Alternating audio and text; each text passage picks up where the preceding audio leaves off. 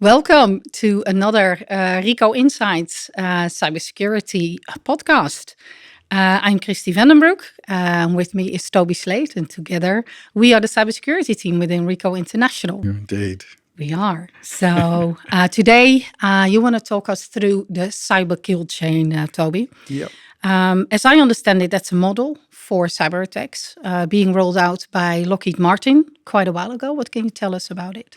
So yeah, it's something that I wanted to use when we build out a cyber practice. Where we've used it before is how are organizations being targeted and how are organizations being hit. That's kind of what it was built for. But I want to spin it around. I want us to use it for how do we protect better? What are the stages cyber criminals are using? If we can understand that, we maybe have a better chance of securing our customers, whatever it is. We might have a better chance of helping them, deliver security better and have a better idea and a more strategic approach to securing their environment and not just following trends. Because that doesn't help anybody. It's kind of dangerous as well, eh? Absolutely. Just following trends. Yeah. So if we look at the first point, actually, in the cyber kill chain, we talk about reconnaissance. So identifying and researching the target, scanning IP ranges, harvesting emails. So how much of a threat is passive reconnaissance in these days? Huge, because by design, it's undetectable. So we don't see it happening. It's happening outside. They're not touching our environment at all. They're not inside the target network. So it makes it very difficult. And how we can spin that around is it's the kind of thing that we do from an external pen test. We're following all of those same tool sets that they will use to do the reconnaissance. We're turning it back because if we can see what we look like from the outside world, we have a better chance of securing the organization. Yeah, so is there any way for companies to notice that they're even being watched? So yeah, there are. There's loads of tools out there. We can. There's a whole list of tools that we can do. We can plant fake accounts or email addresses. We can look like domains, that kind of thing. There's a load of tools that pen testers will use to mimic what the cyber criminals are doing.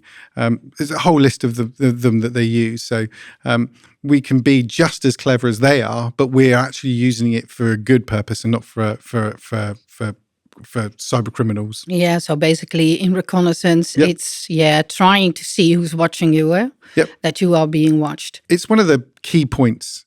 Yeah. The first thing you do is you make sure, what do I look like? Whether that's an internal pen test or an external pen test, it's the first thing that we would do with a customer is, right, what do you look like and where do we want to get to? And those are the key things that we want to understand from our customers. But before we can start looking at the internal security stack. Okay, so let's follow through now to point 2, where we talk about weaponization. So that's when they are creating malicious payloads, malware, ransomware, of course.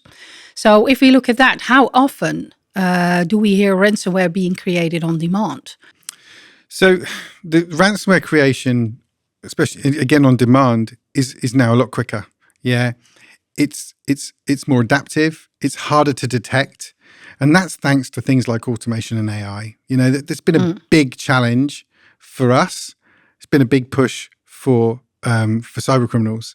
They now can make it look so real these days. Anything that they use with AI now, it looks, you have to, even if you do a photograph, you look at it and you think, is that AI, is it not? You can't really tell these days. Very tricky. So it is very tricky. And, they can build tailor-made payloads based on the target system, based on the defenses. AI can simulate all of this, and AI can think and process all of this, and it can be done very, very quickly. So these generation of codes avoids detection, and this is where we have to be a little bit more clever when we come to securing things like ransomware and the payloads that they bring. Yeah, so if you talk about exploitation kits, it's just a thing I heard about, and basically that scares the hell out of me. Yeah. So basically what it is, it's made it very easy for attackers to get their hands on these kits.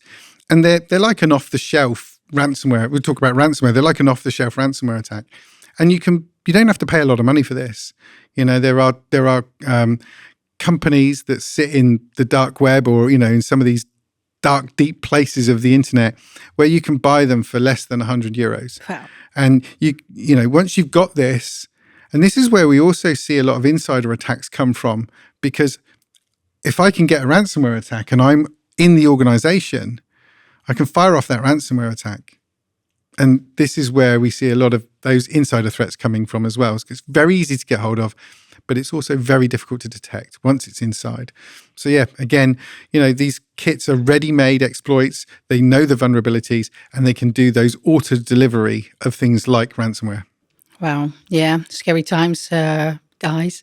So next point, of course, then we talk about delivery. Yep. So that's sending actually the weapon to the target. So Yep. phishing, infected USBs, watering holes, stuff like that. Is email still now the number one? Absolutely, yeah. And I think there's a few reasons behind that. One, because it's an easy in. They've got this kind of splattergun approach. There's a lot of target, and it's a very straightforward kind of approach. Things like USBs, we don't see them. We don't use them as much anymore because of cloud infrastructure. We've got access to our data wherever we are, whenever we want it. But and a lot of organizations have locked down the USB. So we're not seeing a great deal of that. But things like phishing, in email, that kind of thing, definitely still one of the top things that we do. And again, they're being very creative. We're seeing things like fake job offers and, chat in chat applications as well. Wow. And again, all based around AI. And again, you can't tell the difference. You just can't tell the difference. No, I understand. If I look at Ricoh ourselves internally, Yep. Sometimes we get an email and then a week later, did you fall for it? Yes. And we're like, oh, did I? Did I click? Oh my God, did I? Luckily, I'm very much aware, being on the cybersecurity team, but others might not be. So how important are these internal trainings to your employees? It's massively important, and not just from an awareness perspective, but also from an infrastructure.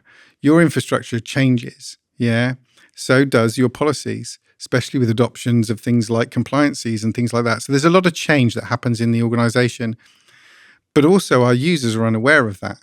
And I think it needs to be changed in the fact that our users are aware of what threats are out there. So again, if you look at going back to what we're saying about email, if it feels urgent and it feels kind of emotional or it's convincing, they're going to open it. And again, looking at AI, it's very easy to deliver that. And security awareness training, especially around emails, is massive for an organization. It's something that we can provide today. And tell you a story about email phishing attacks. We actually did a simulation a few years back now, and we mimicked a Costa Coffee advert as an email. And it looked just like it came from Costa. We had somebody who knew what they were doing with the visuals of it. And when we fired this off, the statistics were quite high. They thought it was real. They thought they were getting this free cup of coffee. Loads of clicks. And there were a lot of clicks, but also from the senior security team as well. They also clicked on it. They were unaware. We did it, behind the scenes, and they also clicked on it as well. So you can see that if it's convincing, it's going to get through. Wow. Yeah, it's scary. It keeps scaring me. So if we go to the next point and we talk about the exploitation, actually, Yep. So triggering the malicious code, so to speak, Yep. and exploit that vulnerability that they found. From your experience, what are the most commonly exploited vulnerabilities today? So I'll go from the bottom up. So misconfigured applications is one. We are very much app-centric environments now. We use a lot of applications for most things that we do. And if they're not configured correctly or there is vulnerabilities in there, then they become an issue for us. things like outdated web browsers. That's another thing, and another way that cyber criminals are targeting those vulnerabilities as well. But the key one right at the top of the chain is still and will always be unpatched software. So if you aren't running updates on your laptops or on your security infrastructure, if those haven't been updated or they haven't been patched or anything like that, patch management is critical for this kind of exploit for sure. One of the things we need to do is we need to make sure that everything is as secure as it can be.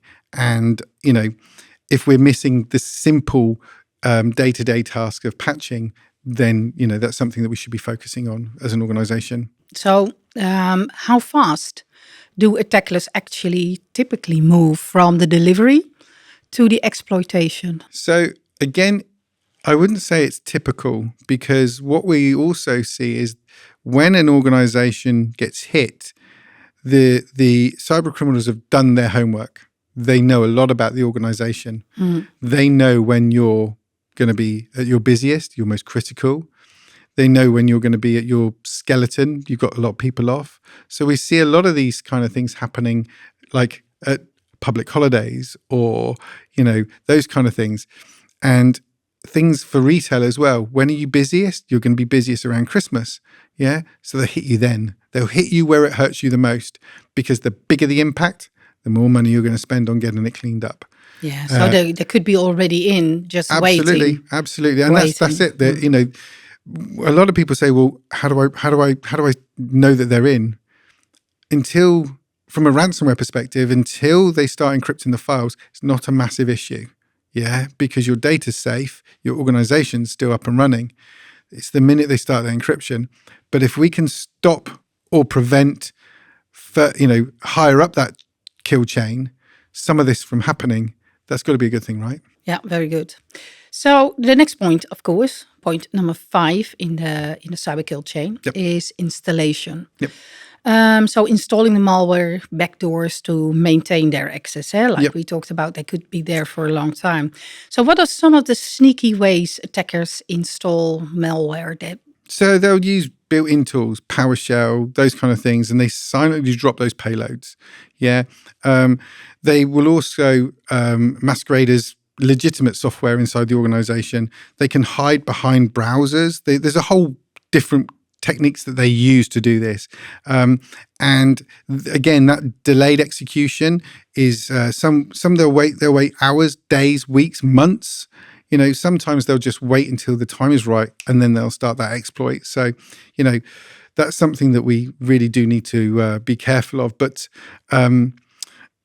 the installation piece is kind of the final phase for them.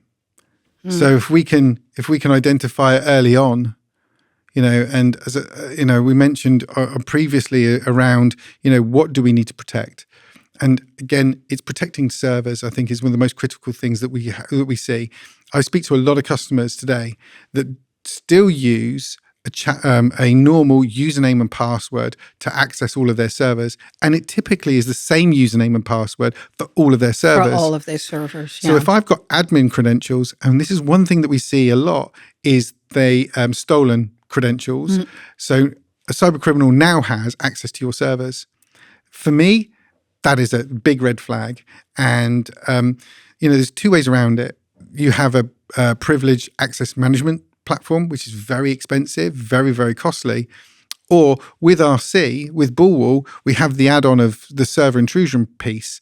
And that simply just challenges the logon to the admin. And if we put in multi-factor authentication, that is enough to pretty much secure down the servers being logged onto by somebody that shouldn't be logging on. So now we know who's logging on to our servers and who has access to them. Yeah. Because if we're using the servers as our security bed, we need to protect them. And the amount of conversations I have with customers about that is huge, that they are still using just standard usernames and passwords. And that is something that we really do need to change. Okay, that's a very good point. Thank you for that, Toby. So would you say EDR, so endpoint detection response, is that still enough now to stop? No, it's not. No, because again, the sophistication of these attacks. They can bypass or delay it. These triggered alerts. So EDR is not enough. It's a layer. On my slides, when I use my slides, you'll see that there's all these different layers of security. We'll have the endpoint, we'll have the network, we'll have app securities, we'll have all of those. And EDR is one of those ones that will remain. It has to be, because it's protecting the end user's device. Yeah. And it's looking at what the end user's doing. It's using those signatures, it's using those patterns.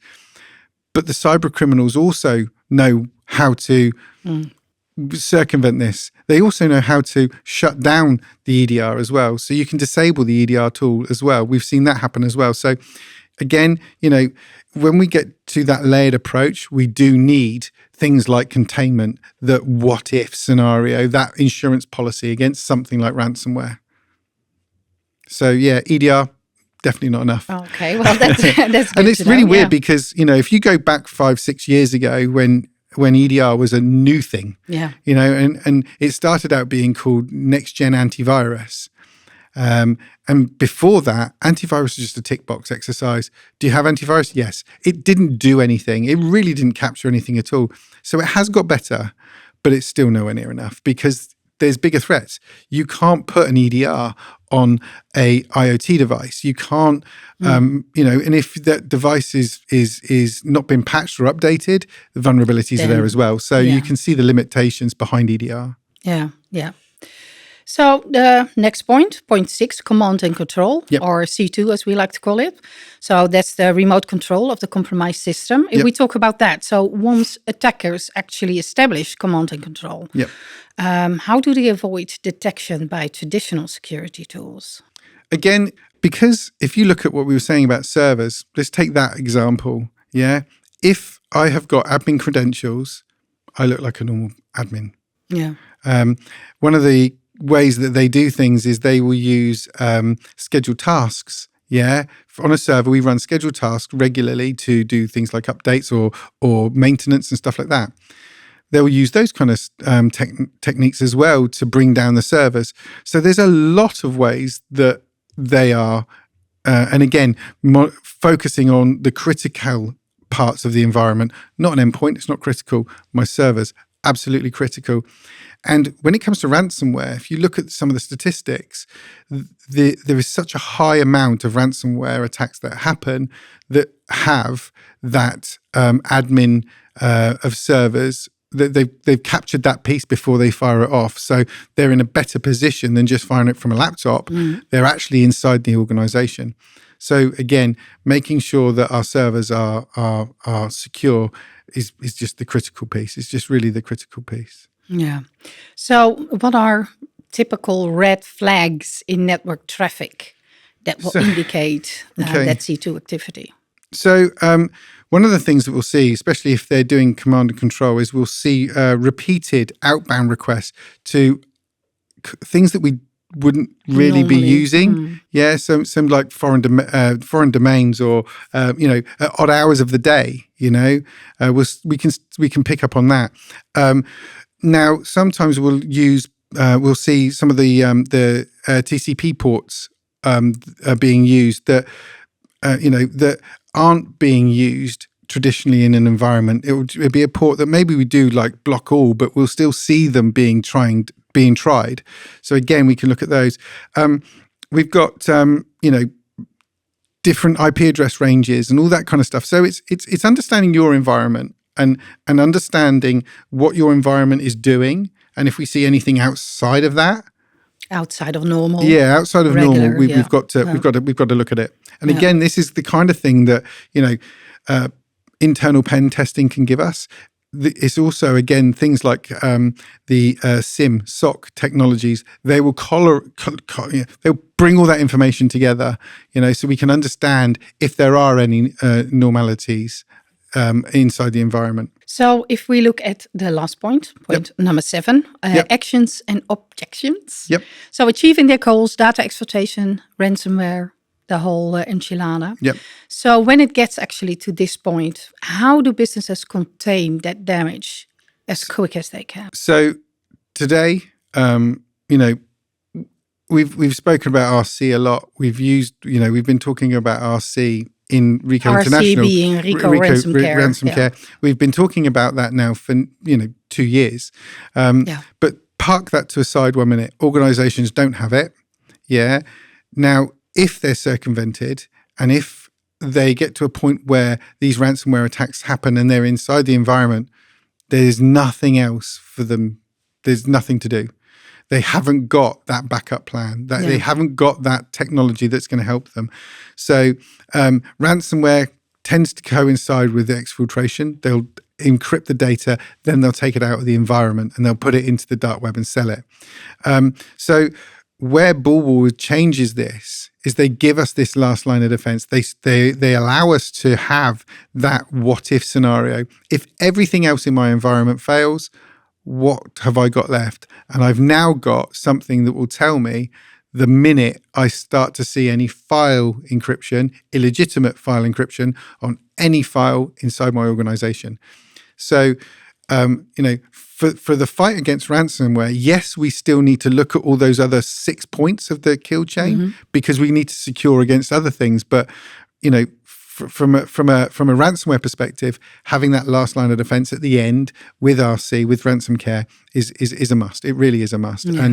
And then again, moving backwards, the server intrusion piece to bolt it all together. And just having the knowledge and the understanding of what our organization is doing, what our networks are doing, I think again is critical to securing our organizations. Yeah, so it's all about the whole of the cyber kill chain, actually. Yeah. But I think once you are under attack, it's the containment piece that is really, really important. When it comes to ransomware, I couldn't agree more, Yeah. So being under attack, what still the most, I think, common objective is data. Yep. Do you see any shifts in that? No, because what we're seeing is cyber criminals want the impact. And by encrypting data, we can grind the organization to a halt. It's a very quick way of doing things. We see a lot of supply chain because one of the things that we're moving to is instead of targeting the big guy, I want to bring down, say, Morrison's or something like that, big retail giants. They're very difficult to get into. But if I can get through them by the supply chain, it's an easier target.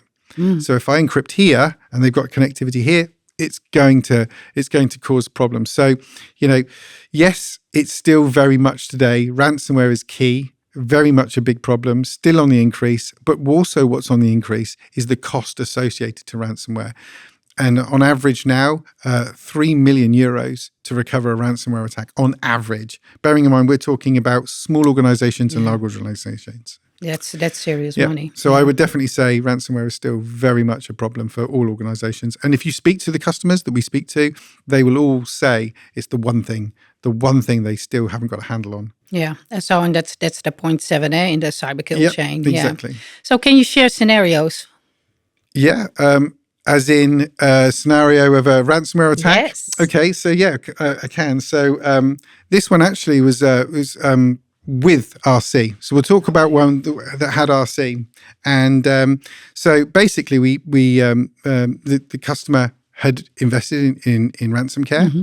And this goes to prove the point that we still need to do more. Yeah, even with ransom care in place, it saw the encryption and it shut it down. The next thing the cyber criminal did was pull down the server.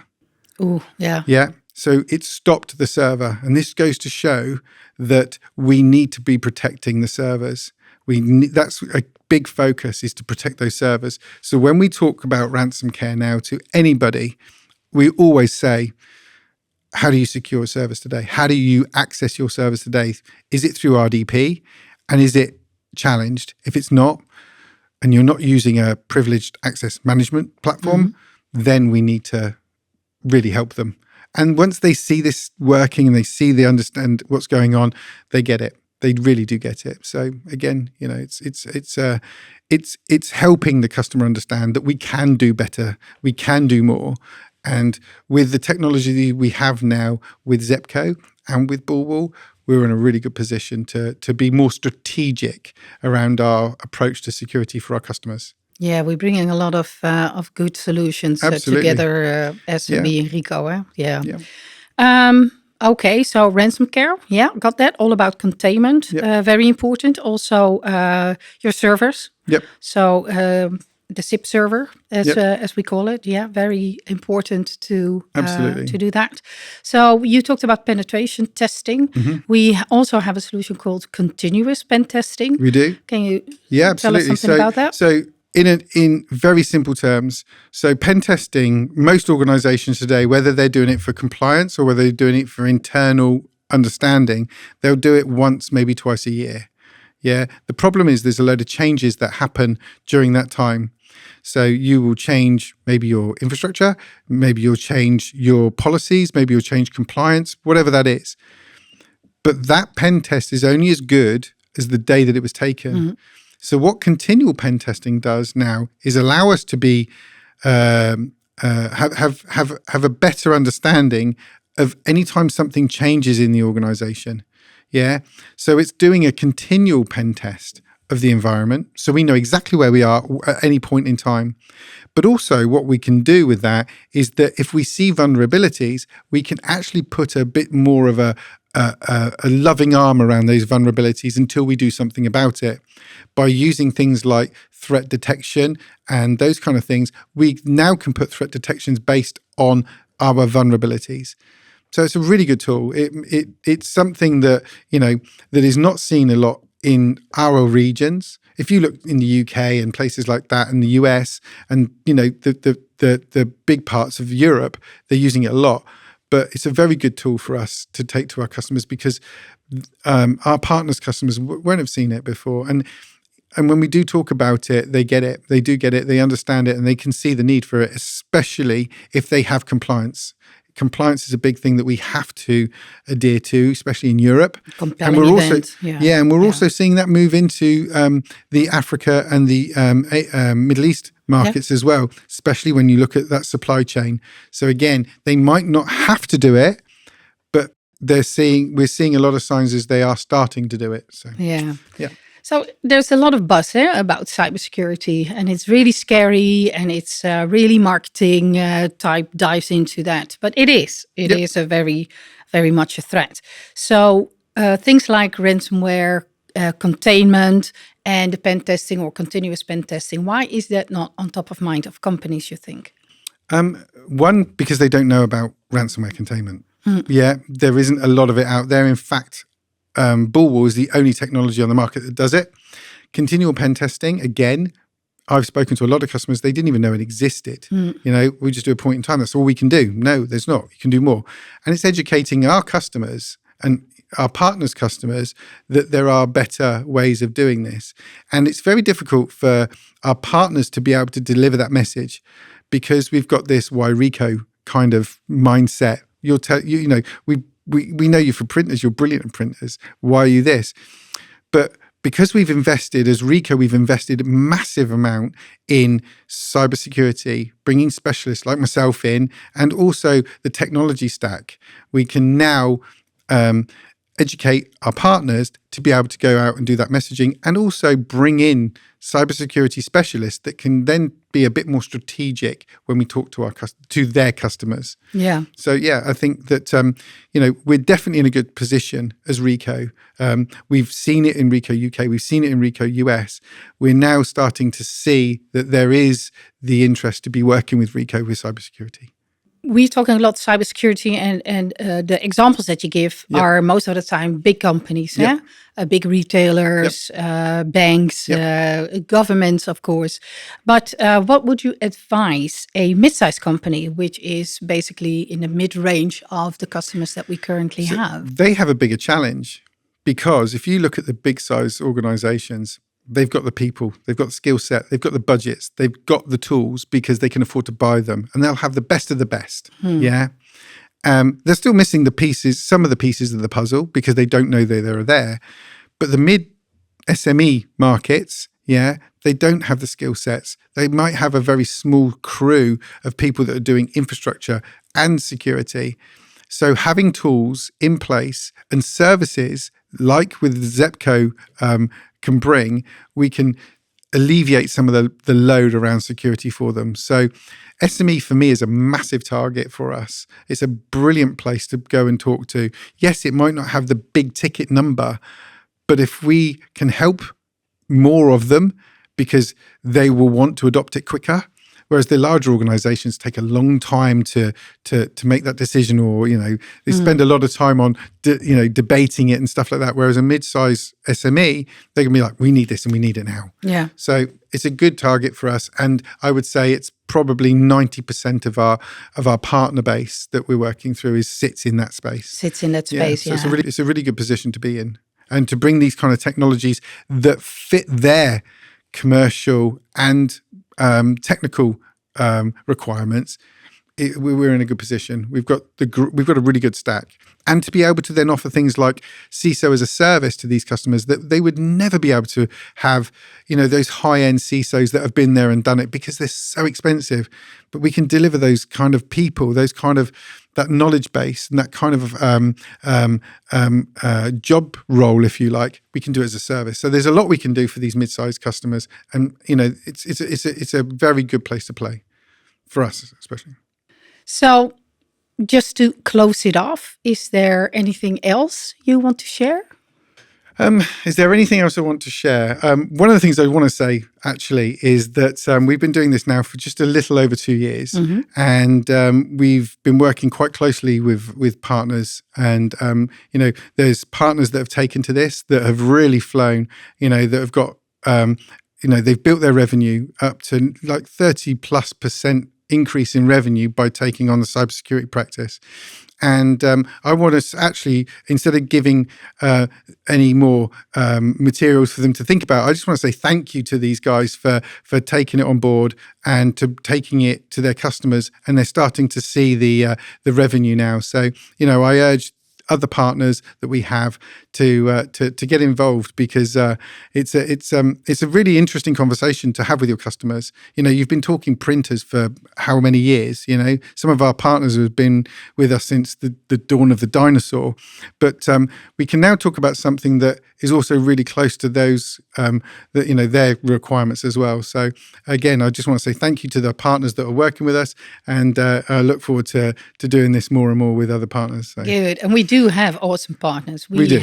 We absolutely do. Yeah. Loyalist partner base. They're a really good bunch. Yeah, very good. Bunch. Yeah. So thank you for this. My pleasure. If people want to contact any of us, me or you, then please send an email. It will be on the screen. And I hope to see you next time on the next podcast. Thank you very much. Ricoh.